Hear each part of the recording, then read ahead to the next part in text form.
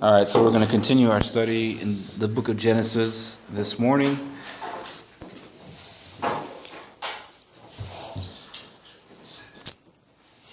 So we're going to just do a really quick overview of what we've talked about thus far. We've completed all of creation, and we did a little intro of the Bible. I'm going to go over that again, just so everyone could catch up with us. So the intro to the Bible, the Bible is written in the has the Old Testament and New Testament. The Old Testament originally written in Hebrew. The New Testament is in Greek, except for a couple of the Gospels were originally found in Aramaic, which is a type of Hebrew. It's also the language Jesus spoke, Aramaic. The Old Testament has 5 first books of the Old Testament. They are called the books of Moses, and we believe they're written by Moses. Jesus concurs that as well, and talks about the writings of Moses as well. These 5 books are called the Torah. They're the beginning books of the Bible, and also the beginning books of the Torah. The Torah continues on with other books of Jewish descent and traditions, such as the Book of Jubilees, and so on and so forth. These books are not part of the Bible. They are more Jewish in nature and deal less with the Church of Messiah. The Old Testament does deal with the Church of Messiah, and that's why they are part of the Bible, because it deals with the world. The Greek name for the books of Moses are called the Pentateuch. The Hebrew name is called the Torah. After the 5 books of Moses in the Old Testament, you move on to the 12 historical books of Israel. These are the outlines of the story of Israel. Even in there, you'll see snippets of Jesus in there, little pieces of Jesus here and there throughout the books. It's good to know the historical history of Israel. It's part of the church, and it's also part of what Jesus spoke. He spoke in reference to the history of Israel and related it to the church. You wouldn't understand what he's relating unless you understand the history. A lot of the prophets talk about the history as well. The history is used a lot as examples, as a pattern. It also shows you prophecy. So to understand the outline of the history of the nation of Israel is crucial in understanding the whole Bible. After that, the 12 books of the historical books of Israel, you move on to the 5 poetic books. These books, they from chapter to chapter change subjects from either talking about Israel, talking about Christ, talking about the church. They vary on so many things. They're poetic in the sense that they have a lot of quick sayings that help you remember things of wisdom, quick sayings that help you remember things of praise and worship songs, things like that. So they're called poetic books in that sense because of their sayings. They contain a lot of quick sayings and words of wisdom. After those 5 poetic books, you move on to the 17 books of the prophets. And there's a lot of writings of the prophets that are sometimes hard to understand, but are easier to understand if you understand the history of Israel and you understand end times, what Christ wrote in Revelations and what Daniel wrote in the book of Daniel. And you put that all together, it's a lot easier to understand the poetic books. The books written by the prophets. So, for instance, the prophets will, in one sentence, talk about the nation of Israel, and then they will switch their subject to talking about Christ, and then switch their subject to talk about the end times, all within one chapter. They'll switch subjects and back and forth, and vice versa. And you'll notice the difference of subjects if you understand the history of Israel, Christ, prophecy, and end times. If you know all these 3 subjects, you're able to follow easily in what they're talking about. You'll know that, they're talking about a time to come because this is not the history of Christ. This is not the history of Israel. So this is a time to come. And so on and so forth. So it's a lot of times people are confused by the books of the prophets because they don't understand the rest of the Bible. Understand the prophets were speaking to an audience that understood the Bible through and through, understood the history of Christ, understood the history of Israel through and through. So they didn't try to explain anything that they were saying. Their audience understood already. So there's that. That's the Old Testament. The Torah is the 5 books of Moses. Begins with Genesis, Exodus, Leviticus, Numbers, Deuteronomy. Genesis is the book of beginnings. Exodus is the birth, the exit out of the birth of a nation, the exit out of Egypt. Leviticus is the law of that nation, and the law and the guidelines and how they would conduct themselves and worship to God. It's the law of the nation, Leviticus. Then Numbers, is the wanderings or the wilderness wanderings of the nation. It's called the Book of Numbers because during those wanderings, they took account of a total census of everybody that was there. They counted everybody 2 times in that book. I don't necessarily agree with that title, but that is the title it's given in our King James Bible. Deuteronomy, the law and the covenant. It talks a lot about law and talks a lot about the covenant that's promised with obedience to that law. Just so we all understand, the writings of English of the Bible came from King James, and he charged hundreds of different linguists, experts and experts in Hebrew to translate the Bible into English. And they did this together, and when they translated the Bible, they did the best they could with the understanding of Hebrew at the time. Today we understand more about Hebrew. We have a better understanding of the language of Hebrew and the writings of Hebrew than in their days. So there's some things that you'll find as we read the Bible that change things. They're words that are different, a little bit of meaning. It's still the same. Christ came to save the world, and it's his throne that will be fulfilled, and the prophecies are all the same. But there's little meanings of history, little meanings and here and there of stories that get tweaked a little bit, and you have better understandings of them. Because why? We understand the Hebrew better. Those words are better translated than the time of King James, which was in the 13 to 1500s, is when we believe the King James Bible was originated. So going with that understanding, that perspective, that words can be a little bit different, you'll begin to see things and reveal things in this study that will just bring you a better perspective of what God is saying and who God is. The Genesis outline, chapters 1-2 is the creation. The creation began 4,000 years before Christ. Remember that before Christ, the years go as a countdown. The closer you get to Christ, the lower number of years you are away. The farther away from Christ you are, like creation time, you're about 4,000 years away from Christ. So creation, we have, obviously God created all these things. And then after creation, there's a fall of man. Then after, that's in chapter 3. And after that, there's a chapter of Cain and Abel. Then after that, you'll see a genealogy, of men being born that lead up all the way up to Noah.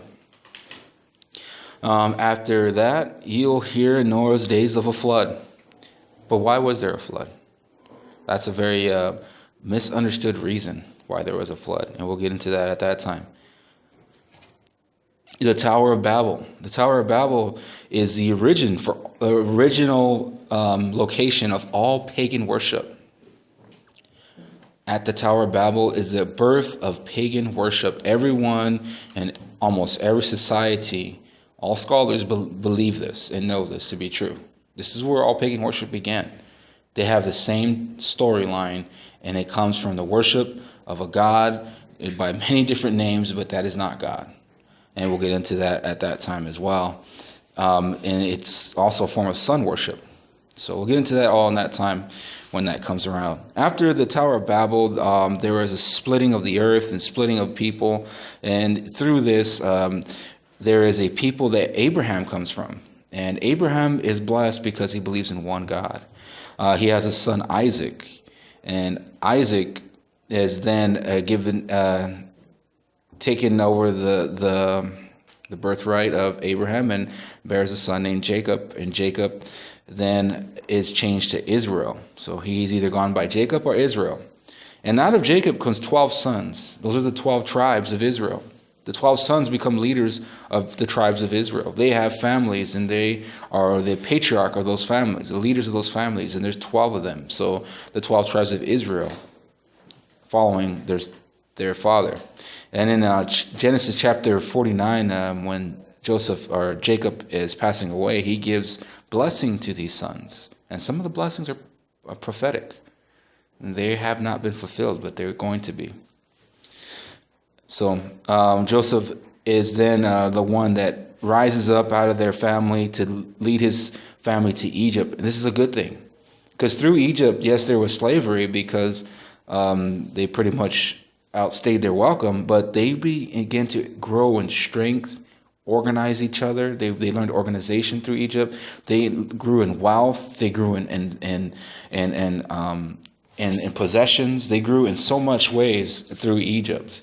So it was a great experience. And then that happened about 1,500 years before Christ. All right, so we see the outline of all history. Basically, from creation, 2,000 years, it was all about God and man. God had certain men that were in charge. God had Adam, God had Seth, God had Enoch, God had Noah. And then after that, it was about God and his people for 2,000 years, from 2000 BC to Christ. Then it was about Christ and the church for the remaining 2,000 years. And then we're going to hear about a time of everybody in God again. He'll complete the circle. So in the beginning, there was earth. In the beginning, what was there in the beginning of creation? What was there in the creation of earth? What was there as God created the earth? Well, we read in Revelations 1:8 and John 1, verses 1 through 3, Colossians 1, verse 16, that it's the Trinity. Christ is there, God is there, but also the Spirit of God is there. And that's clearly stated as well, that the Spirit of God was there in Genesis 1:2. So during the creation of the earth, the Spirit was there, God was there, and Christ was there. That is the Trinity. Job talks about not only was the Trinity there, but Job 38 says all of heaven, the angels and the morning stars were there worshiping God for what he had completed and created. So at the creation of the earth, there was so many people there. So many of the angels there, and it says all of them were there. All of them were there. All of the angels were there. That includes Lucifer. Lucifer was there, and he praised God. It says they all praised God. So understand that Lucifer had a good beginning. At one point, he was good. And it even says that later on, that he was perfect in his ways. You'll find later on in Ezekiel and Isaiah. So that was there at the creation.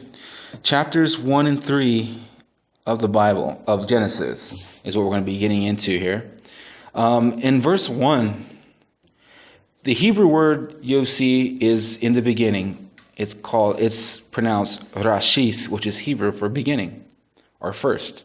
Then you'll see the word Elohim, gods, with an S. I am at the end of a Hebrew word is plural. I am Elohim. I am means there is gods. So right there you can see a discrepancy in what you have written in your King James Bible, which is in the beginning, God. Well, it should really say in the beginning, gods. Gods created the heaven and the earth.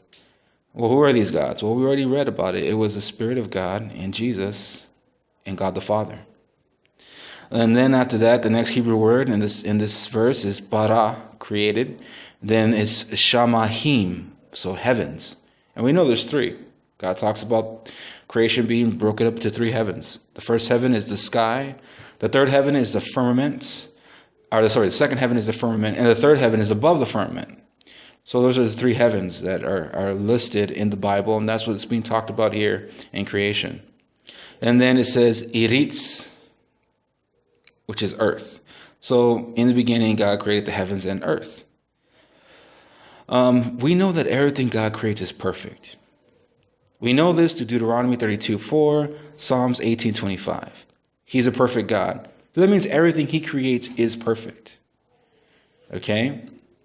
In Isaiah 45:18, it says that the creation of the earth was created to be inhabited and was good, and it was not void. Isaiah 45:18 says that when God created the earth, it was not void. It was not void. Okay?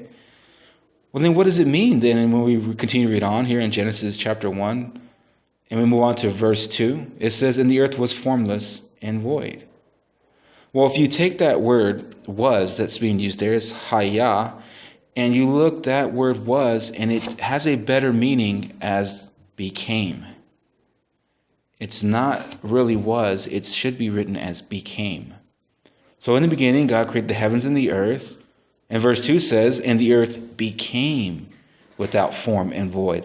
Just as Isaiah 45:18 says that the world was not formless and void. This gives you a better understanding because verse 2 says the earth became formless and void. There's no way for our God to create a perfect world if it's formless and void. That is lacking. Then he's not a perfect creator. Then he's not a perfect God. And then that's a contradiction to Isaiah 45:18, where it says he created the world not formless and void. It specifically says it's not formless and void. That means there's a contradiction in Scripture. But if you read verse 2, the way it should be written out, you would find out that it says the world became formless and void, and darkness was upon the face of the deep. So what happened between verse 1 and 2 to make this world formless and void?